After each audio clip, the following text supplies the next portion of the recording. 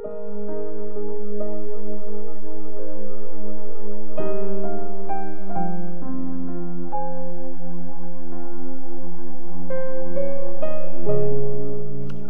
chapter 46.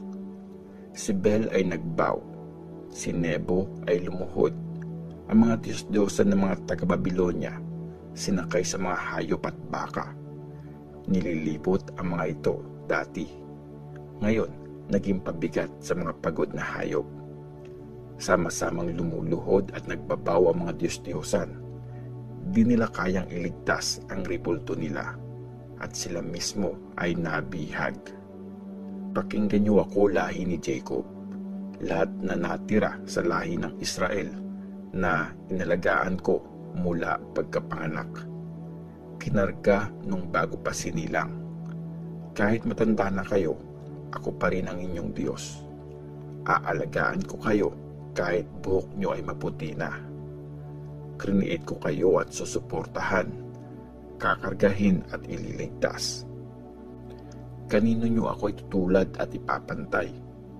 Kanino nyo ako i-compare? Silang magastos sa ginto at pinambabayad ang tinimbang na silver, kumukuha ng tagagawa ng bakal para gumawa ng Diyos-Diyosan. Tapos, yun ang niluluran nila at sinasamba. Binubuhat nila ito sa kanilang balikat at pinapasan. Nilalagay ito sa lagayan at nananatili ito doon. Hindi ito nakakaalis sa lugar nito. Pag may nagpray dito, di ito sumasagot at di nakakapagligtas sa panahon ng kaguluhan.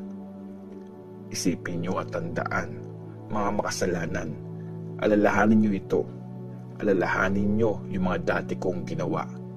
Dahil ako ang Diyos at wala nang iba. Ako ang Diyos at wala akong kagaya. Ang mangyayari sa dulo, nasabi ko na sa simula, at ang mga magaganap pa lang, sinabi ko na dati pa. Sabi ko, mangyayari ang aking plano at tutuparin ko lahat ng balak ko. May tinawag ako galing sa east na parang agila. Taong gagawa ng mga plano ko na nagmula sa malayo. Nagsalita ako at mangyayari ito. Nagplano ako at sure na gagawin ko. Makinig sa akin, kayong matitigas ang ulo. Kayong mga naniniwalang matagal pa kayong maliligtas. Malapit ko na kayong iligtas, at ito ay hindi na magtatagal. Ililigtas ko ang Jerusalem para ipakita sa Israel ang aking glory. Isaiah chapter 47. Ang pagbagsak ng Babylon. Bumaba ka at sa alikabok umupo, anak ng Babylon. Umupo ka sa lupa, wala ka ng trono, anak ng mga taga-Kaldeya. Di ka natatawaging mahinhin at pinong kumilos. Kunin niyo ang batong gilingan at gumawa ng harina. Ang belo mo ay alisin. Hubarin ang damit mo, itaas ang palda.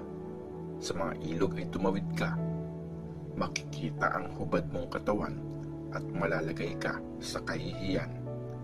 Gaganti ako at di ko papalagpasin kahit sino. Tagapagligtas namin, Lord na makapangyarihan ang pangalan niya. Siya ang banal na Diyos ng Israel. Umupo ka ng tahimik sa dilim na pinagtapunan sa iyo, anak na babae ng Babylon, dahil di ka natatawaging reyna ng mga kaharian. Nagalit ako sa aking bayan.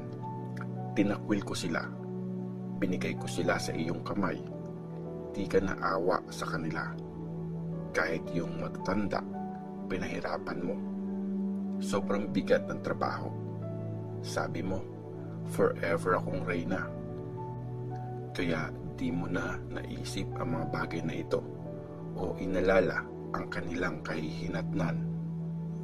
Kahit ngayon, pakinggan mo ito, ikaw na puro pasarap, na nakaupong ligtas at panatag, na sinasabi sa sarili, isa akong Diyos at wala nang iba bukod sa akin.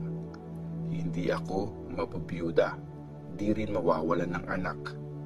Itong dalawang bagay ang mangyayari sa iyo.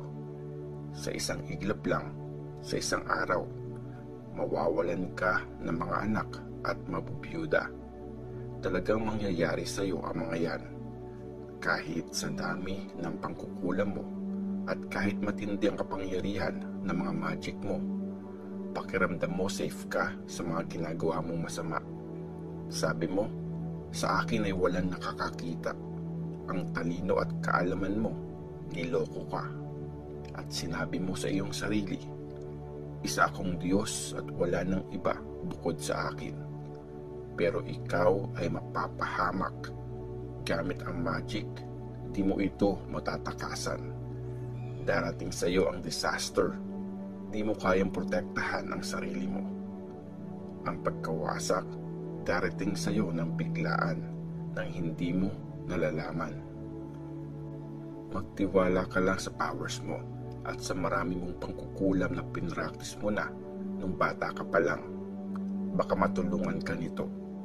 Baka matakot pa rin sa iyo ang iba. Pagod na pagod ka sa napakadaming payo.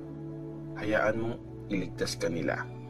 Silang mga bumabasa ng kalangitan at tumitingin sa mga stars. Nanghuhula sila kada new moon kung ano ang mangyayari sa iyo. Para silang mga dayami na inuubos ng apoy. Hindi nila kayang iligtas ang mga sarili nila mula sa nagliliyab na apoy. Hindi ito nagbabagang uling na pangpainit lang. Di rin apoy na pwede makaupo ka sa tabi. Ito ang mangyayari sa mga gumagamit ng magic na kinukonsulta mo mula pagkabata mo.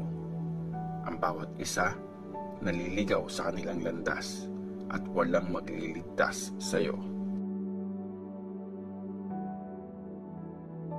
Isaiah chapter 48. Matigas ang ulo ng Israel.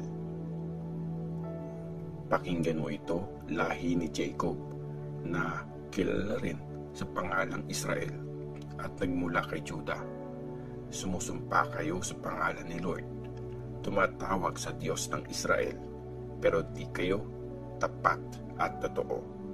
Sinasabi niyong mamamayan kayo ng banal na bayan at umaasa sa Diyos ng Israel, Lord na makapangyarihan ang kanyang pangalan.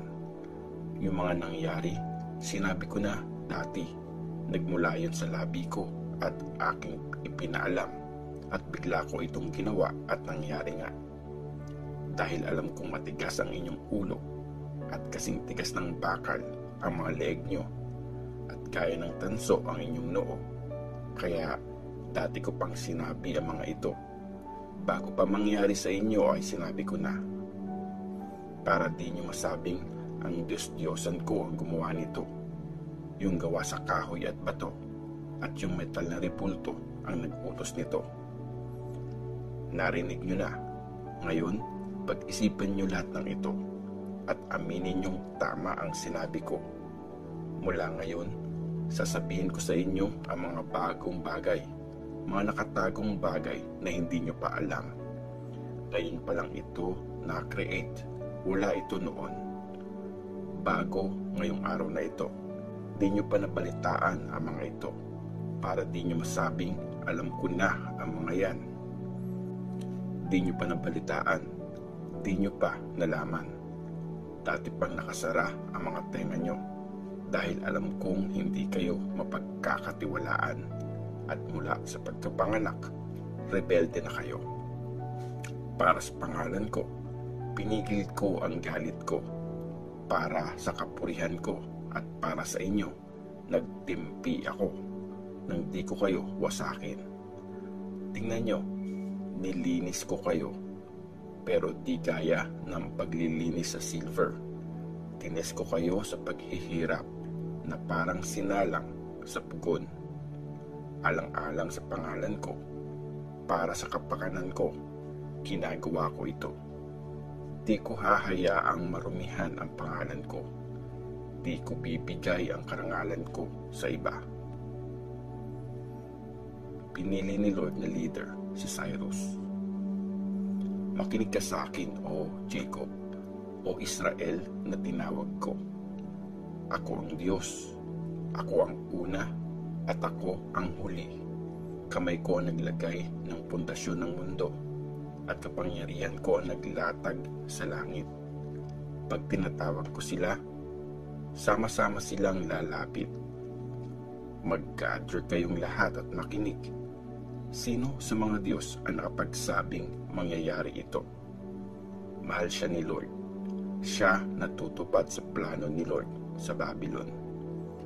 Lakas niya ang lalaban sa mga Chaldeans. Ako mismo ang kumausap at tumawag sa kanya. Ako ang nag-lead sa kanya. Magtatagumpay siya sa gagawin niya. Lumapit kayo sa akin. Makinig kayo. Sa umpisa pa lang, di ako nagsikreto. Nung time na nangyari ito, nandun na ako. At ngayon, pinadala ako ni Lord God at binigyan ng power niya. Ang plano ni Lord sa bayan niya. Ito ang sabi ni Lord: ang nagliligtas sa iyo, ang banal na Diyos ng Israel. Ako si Lord na iyong Diyos, ang nagtuturo sa iyo para sa kabutihan mo, ang nagsasabi sa iyo kung paano ka mamumuhay. Kung nakinig ka lang sa mga utos ko, sana parang ilog ang daloy ng blessings sa iyo at parang alon sa dagat ang tagumpay mo. Naging parang buhangin sana sa dami ang mga anak mo at ang lahi mo parang butil nito. Di sana sila mawawala o mawawasak sa harap ko. Lumabas ka mula sa Babylon. Bilisan mong umalis sa Caldea. I-announce nyo ito at isigaw ng may saya. Iparating nyo hanggang sa dulo ng mundo. Sabihin nyo, niligtas ni Lord ang servant niyang si Jacob. Nung nilid niya sila sa desert, hindi sila nauhaw. Nagpalabas siya ng tubig mula sa bato para sa kanila. Piniyak niya ang bato at lumabas ang tubig. Walang kapayapaan para sa masasama, sabi ni Lord.